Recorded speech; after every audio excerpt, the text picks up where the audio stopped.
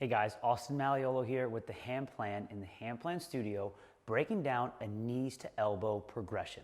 Now really we're going to build upon the kipping swing progression that we see with their gymnastic style kipping pull-up, but then we're going to dovetail nicely into the knee to elbow skill. So we're going to start with the kip swing, and the focus here is going to be thinking about having the head and the feet go in opposite directions. So if I'm here, as I come through, a big focus point on this is going to be have a nice thumbs wrapped around the bar, belly tight, here, active shoulder, so not here, resisting, and then chest, forward and back, head through, feet back, toes in front, head back, so on and so forth, opening and closing the armpits.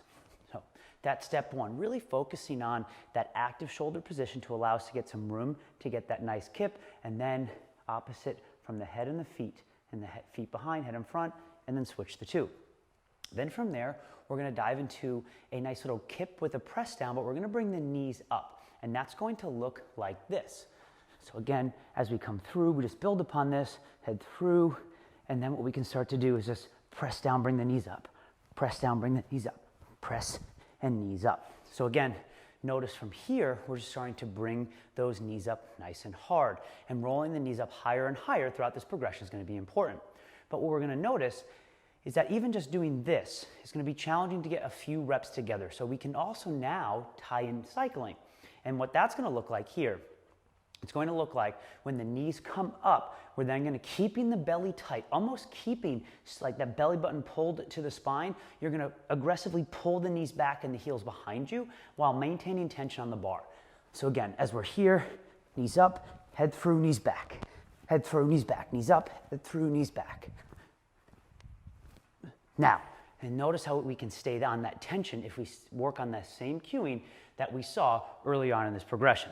Now, from here, we want to talk about how do we actually get those knees to the elbow. So a few things that we can do to start to separate a little further to get our knees closer up, but have to kind of a little bit cheat the system, is if we look back a little bit. And that's going to look like this.